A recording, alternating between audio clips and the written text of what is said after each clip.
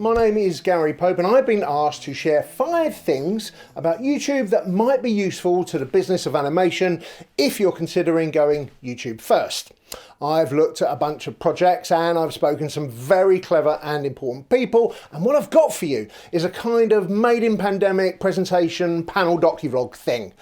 I don't know if it will give your show any rocket fuel, but I hope over the next 15 or so minutes I might be able to share with you at least one thing that makes a modicum of difference to how you think about YouTube. Modicum. Lovely word, modicum. Right. Well, let's get the background stuff out of the way first. In 2020, 82% of total internet traffic in the world will have been video based, and a lot of that is going to be coming from YouTube because this mother of all platforms, which launched in 2005, has 2 billion active monthly users, 30 million active users a day, and over 500 hours of content are uploaded every minute. In a recent study we undertook, 53% of children aged 7 and 8 said that animations were their favourite kind of VOD content for video. 40% of 9 to 10-year-olds and 38% of 11 to 12-year-olds, the highest scores of any genre. But it's for the youngest viewers that this is the platform of choice, with over 51% of 3 to 4-year-olds watching an average of 8 hours and 6 minutes of YouTube animation a week. There are, of course, any number of reasons to go YouTube first. Speed to market, control, and of course, the commercial opportunity. And it seems to me that the place of the platform in the commercial world of the family market is becoming clearer and clearer. I'm speaking to clients, both animation and consumer products based, that are being asked by retailers for the first time, what is your YouTube strategy? They want to know that there is a way that the children can access their favourite shows, and they recognise that YouTube is a fundamental pillar of this always-on culture. Look, let's crack on with number 1 of our 5 things you need to know if you're going to go YouTube first with your animation. Number 1, YouTube Kids is not YouTube. Make no bones about it, YouTube Kids is a fundamentally different product and experience to YouTube Main. YouTube Kids is not YouTube. YouTube Kids is a separate and standalone service aimed at, well, you guessed it, kids and families. The UX and the UI have been explicitly designed for children, unlike YouTube. Monetization, policies and practices, they're all different. The advertising restrictions are more stringent, and there's the customizable search function that works with voice. The curation is an unlikely blend of algorithmic and manual curation. It's a much more considered and sensitive product. It is a product designed for children. Far be it for me to tell you where to put your content, but my money is on YouTube themselves continuing to work bloody hard to get as many kids and families as possible using the app rather than YouTube Main. It just makes sense. And frankly, when we talk about animation and the main consumers of it, they're younger children. It's safer. The audience has not fully shifted yet, but it is moving, and over the last 18 months or so, an aggressive promotion of the YouTube Kids platform seems to be having an impact, with so many parents downloading the apps that is number 1 in many stores around the world. This is a platform that gives you control over your content and gives you the chance to get your content seen right around the world. Here's Dray, Director, Head of Kids and Family and Education, EMEA, Google, YouTube, MD International, YouTube Kids, longest job title in the world. Greg. So YouTube Kids is today available in 100 countries and territories in 42 different languages. So this is a global platform. So we are giving access to a global audience. A global audience, but with a localized service, which means that everywhere in each of these 100 countries, we made sure to launch a locally and culturally relevant service. Thank you, Greg. And you could see just over Greg's shoulder there, John Cleese from the movie Monty Python and the Holy Grail. And the room that Greg's sitting in, it came up on the Zoom, is called Your Mother Was an Hamster, which is a funny room to sit in if you're a Frenchman. let's move on to the thing you need to know, number 2. Child centricity trumps everything. I just had to get the T word in. We all know that YouTube has had a bit of a kicking over the last few years, and I've actually been very vocal about some of the things that perhaps weren't quite right. But it's fair to say that they've put their best foot forward now. Responsibility has become paramount before anything else at all. If you make content that is focused on the child, enables, empowers and inspires the child to explore, in other words, if you are child-centric in your content creation, then it's likely that your content is going to interface very nicely with the platform. If responsibility is paramount, then it follows that the algorithm itself is predicated on making sure the children benefit. I don't know how the algorithm works, and certainly nobody's going to tell me. But I reckon that if you are making content that really connects with children, then you're going to find some traction. Of course, there's a need to monetize, and this comes with a set of challenges that need to be navigated. I want to be very clear about our ad policies. We're not monetizing YouTube Kids the same way we are monetizing YouTube Main.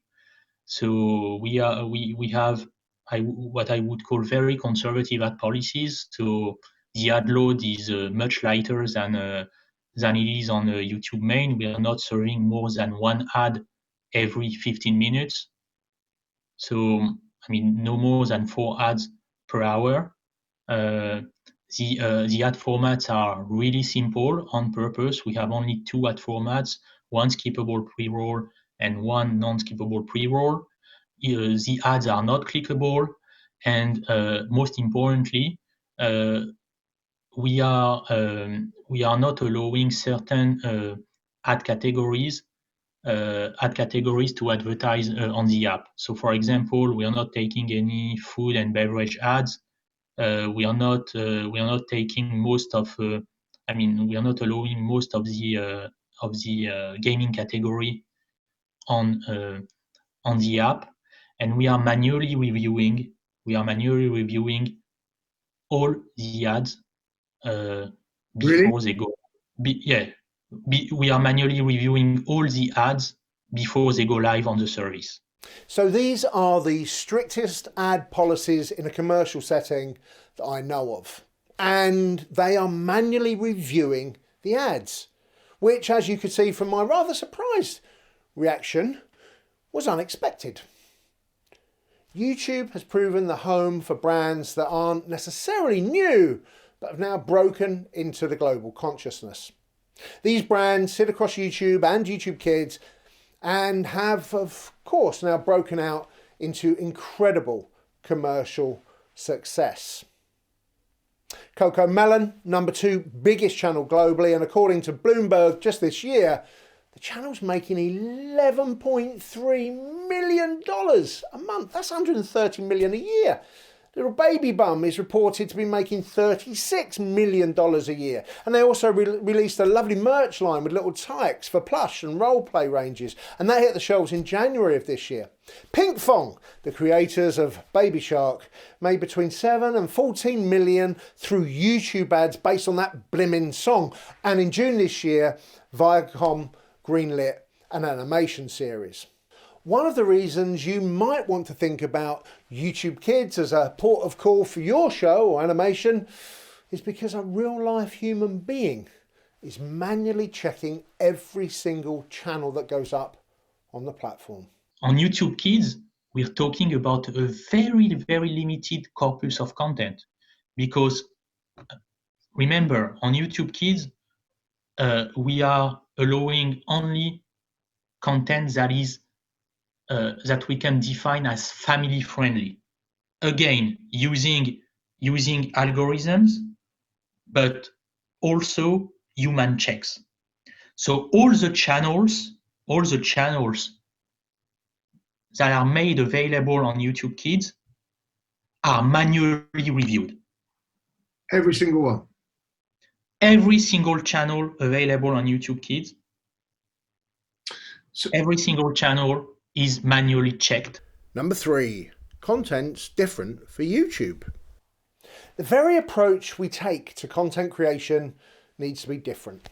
Linear TV has defined how we create. In creating content for children on YouTube, it needs to be thought of differently. You know that if you want to create something wholly original for YouTube, that you need to not think like a preschool or 6 to 12 linear creator. If you think like that, you're not going to do it. It's just not going to work.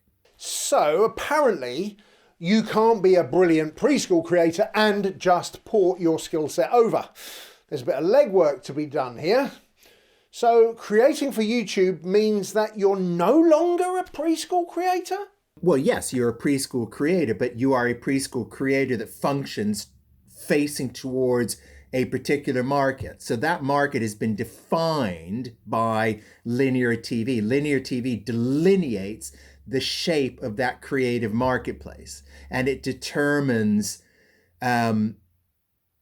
what kinds of narrative and character are going to work within that universe. YouTube, and indeed any AVOD, is fundamentally a wholly different proposition for content consumption than one we've been used to since Children's Hour began on radio 98 years ago.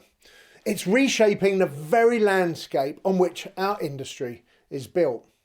The fundamental differences in the ways in which children behave across the various content destinations at their disposal call for a specific approach and a specific set of sensitivities to content creation. Could it be that content is any less creative on YouTube? I will refuse to accept that the digital universe is in any way qualitatively less creative or less well executed than the linear world. It's just different. But something has to be different, right? If you're no longer able to sell your commercial half hours to an eager acquisitions exec for mind-blowing sums of cash, you're going to have to cut some costs somewhere. Does this mean it's cheap animation? Less money is spent on the animation, but what you need from your animation and your characters, the lenses through which you're judging it are different from the lenses through which you would judge animation on linear. So content is different in form, in financials, in terms of production. Don't expect to copy-paste because it just doesn't work that way. One of the important things to get your head around is how best to sweat your assets. I said assets. Your content has to be designed to be broken up, repurposed and exploited across multiple channels, and indeed in multiple ways across YouTube itself. That's not to say that you can't copy paste the other way and take your content onto SVOD or even, shock horror, linear telly. Just look at what Moonbug have been doing. But you don't need to put Into the Spider-Verse onto YouTube. The kids are hungry and they're just eating it all up. And you're producing content at between 10 and 20% of the usual cost of animation. And it's true, you might be able to have a lesser cost on the sheer budget and sort of quality level of your animation, of your rendering, of your graphics. However, what you also need to keep in mind is that you probably need more of it just because your audience is hungrier and is in the driving seat. What you also might need to keep in mind is that your content needs to be a bit more collaborative. YouTube is a very sort of creator-focused platform. It might need to be more agile, where you have a setup where you can respond to the needs that you're getting back and adapt. So on some levels, whilst you can maybe produce, the sheer content production might be lesser on a sort of per minute basis, there are some things to take into account of how do you actually create content that rhymes with the platform. And that does include thinking about your processes, the amount, but also your analytics team that might help learn and adapt. If you're a small animator, that analytics team may well be you, but that's something that you don't need to take into account when you're making stuff. And you certainly don't need to existentialize over the shade of pink you might use. And actually, it gets even more fundamental than that. So it's not about worrying about your 3-act story structure as an instance. Your audience doesn't care about a 3-act story structure, particularly if you're going to spend your first act setting up the action. They want the action. They want some more action. They want some more action. They want a little bit of resolution. They might accept an emotional dip in there as long as that emotion is really, really gripping, not characters sitting around giving each other a great big hug. Children know that there are multiple content universes at their behest. The digital, the cinematic, theatrical, linear, and they can move between these without issue or compromise, all the while demanding very different experiences that are still somehow similar. The digital native doesn't give a monkeys about the brand, they care about the content. Children's expectations of the content they consume oscillates depending on the platform that they are engaged in. You need to deliver on the promise not only of the content, but also of the platform. The content and the platform have to work together. Wacky Racers is super clear. We know what it is and we know what we're going to get. A race with lots of shenanigans between goodies and baddies and a fairly limited set of camera angles. It starts, it has lots of action, it ends. Perfect for the snacking 7-minute mentality of the digital native. Stick it on YouTube and it'll probably do very well. But take that other classic, Scooby-Doo, and things are a little different. The plot's a little bit more complex and it's all about that safe peril thing. And that only comes if we build the tension first in the first act, and 3 minutes in the children have switched off and they're clicking another video, or worse, an ad that's appeared on the side menu. And since we're talking about the children's behaviour, let's chat about number 4. The audience is president. We've been used to the mantra that content is king. But like so many things, that truism is no longer valid. Yes, content is important, but it's not as important as the audience. In creating for YouTube, you're no longer creating to the whim or content strategy of the broadcaster or SVOD. You're creating purely for children. When you create for YouTube, the balance of power shifts. Your focus needs to be on making your show to be watched by an audience rather than picked up by a commissioner. You are 100% in control of your own destiny. Marvellous. But once you've got those kids, you've got to keep them. Assuming that you've got an audience, you want to keep them watching for as long as you can for that piece of content, and you want them to come back for more content, right?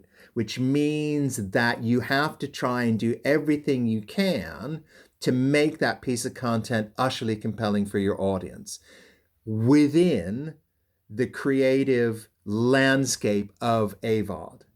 You have to grab hold of your audience super quickly. You need to create characters that are instantly accessible. You need to dispense with some of the niceties of plot development, and you need to make sure, as eggs is eggs, that what you are showing is relevant to who they are and what they want. So this poses you, the creators and producers, with some very specific challenges. How can you shift how you think about character and plot to engage in this new paradigm effectively? Well, this just might be another reason YouTube is the way to go. It's rare any broadcast partner, with some notable exceptions, gives you any really usable data. So one of the things that I love about the platform is that you have access to data, that you can make decisions that are informed rather than making decisions based purely on, nothing. Here's Greg Dray. So you can test a few things, a few ideas, a few concepts, and really understand if your ideas, are becoming popular or not on the platform. And to your point, you have access to a lot of data. So where does your audience come from? I mean, completion rates that give you a lot of insights to grow your audience and also understand what your audience wants more of or less of. Your destiny is all of a sudden in your hands. As Greg says, you have the insights to know what your audience wants more of and what they want less of, and even for stumbling into something completely new. Have a listen to this. In our series, which was Mirakin World, we were looking at what parents were asking for, and we started to uncover a problem with early years skills, and that parents were getting worried and teachers were getting worried, and there was a dialogue going on about people arriving at school without the relevant early years skills that they need to start their learning journey.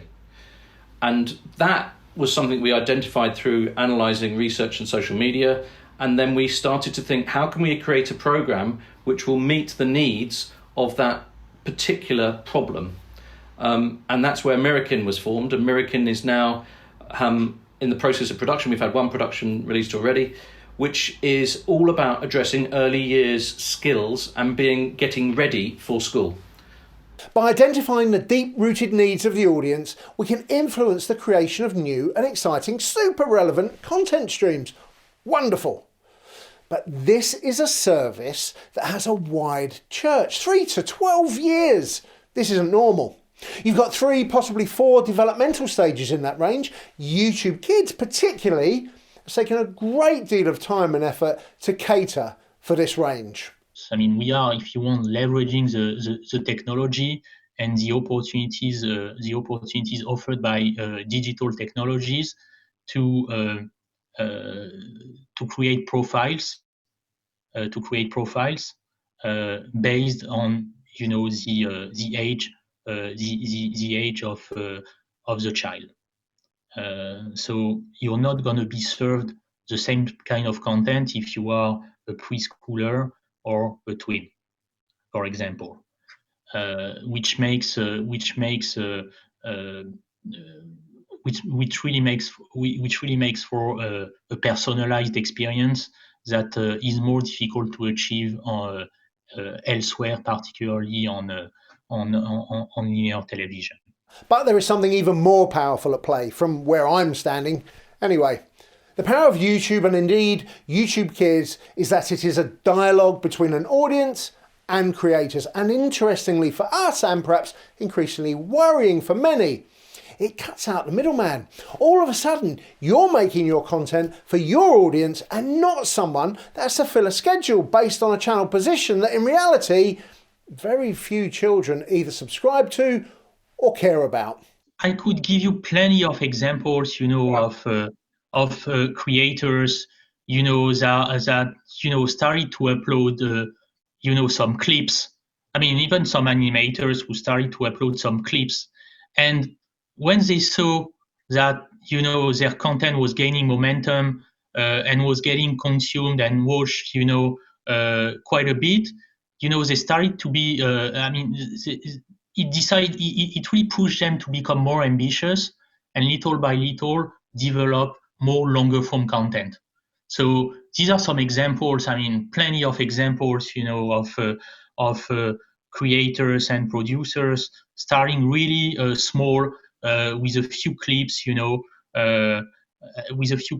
then little by little becoming more ambitious as they saw their content gaining momentum. So this is really what differentiates a platform like YouTube Kids from linear television and from the usual commissioning commissioning process. You don't have anyone between the audience and the platform. The platform enables the direct relationship between the audience and the creator, and that makes the audience president. Number 5, discoverability is about more than tags. And so we come to the very last, but in many ways the most important of the 5 things that you need to know. You can't expect to post your content and then just have them come. It doesn't work that way. Discoverability is down to you. Number 1 is obviously getting your tagging right. Do your research, know what people are looking for, tag your content, but there is so much more to think about.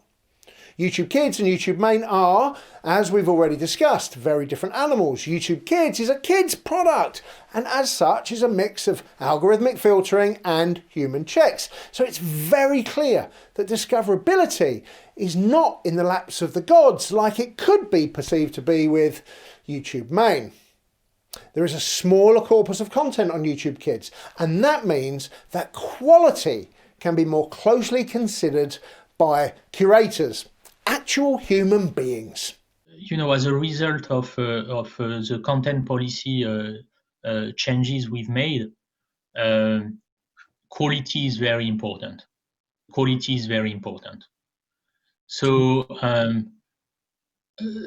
very low value videos, which are not really enriching for kids, are not likely to be pushed to the home screen.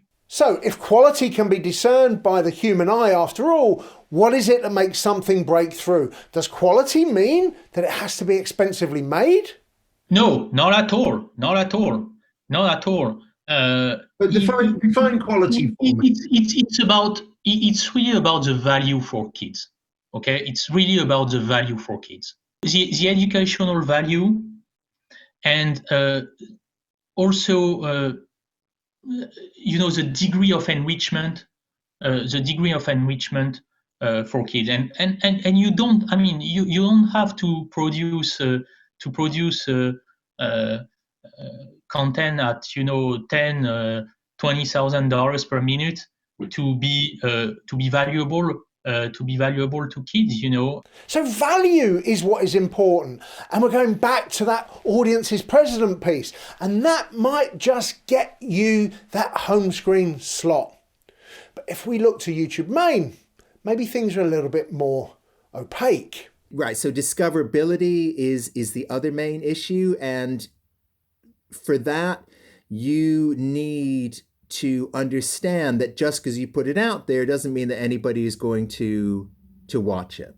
And if they're not going to watch it, then you better stop doing it. How you get up into the algorithm is still largely dominated by lightning strikes. And to be honest, in my whole advocacy over the last 7 years of digital versus linear, I have not come up with a satisfactory answer for the discoverability problem. And that's because there isn't just one. There are a whole gamut of things at play that will determine whether your show surfaces or not. Some you can control, others you're never going to. Some you can put your best foot forward for. So what role does the algorithm play? It's a question of trial and error a lot of the time. And there are experts out there who are much closer to it than I am. What we've found is that if we're producing good content of a certain time length and we tag it and SEO it right and then we share it in the right way, then we are getting viewers. And those viewers are coming in there hundreds of thousands. The length of the show, which of course is totally in your control and therefore enables you to tell the story that you want to tell, might have a role to play. One of Martin's shows, Let's Go See, is based on a wonderful series of books where a group of children fly around the world with adult pilots and discover lots of great and wonderfully inspiring things. Made entirely in lockdown, and perhaps never was a show more timely. It is a great example of how with a little thought and passion you can go YouTube first and make it work. You need to create a standalone channel for your content, and all the episodes need to sit on that channel.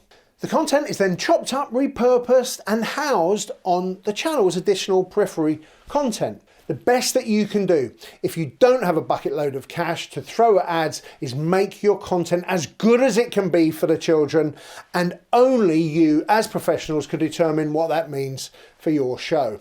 I can't add anything to what you've added there on discoverability in some elements because it is unknown. But I think it's really important to know at the outset what's the role that YouTube will play in your brand's ecosystem, because there are multiple roles it could take. It's such a rich platform. And on one level, if your priority is revenue, and if you're looking to explore the platform for these reasons, the first thing you should know is it only works for a certain kind of content maker with a certain kind of content production ability, in which case you might be in preschool, you might be able to produce loads of content, you might be in music, and people will discover it through you encouraging channel subscriptions, related contents, the correct tagging.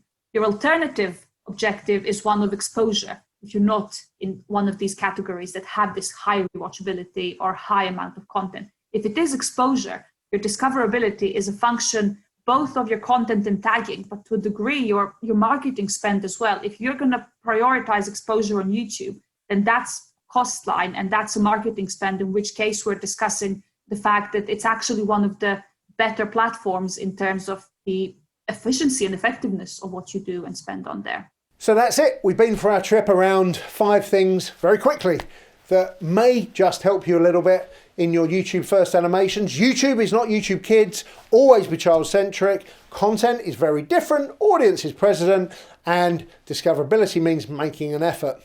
So that's it. 5 things you need to know about YouTube. Hopefully there's one thing you didn't know when you pressed play. Enjoy the rest of your day, and any questions at all, please feel free to email me at gary.pope@kidsindustries.com. Have a good day.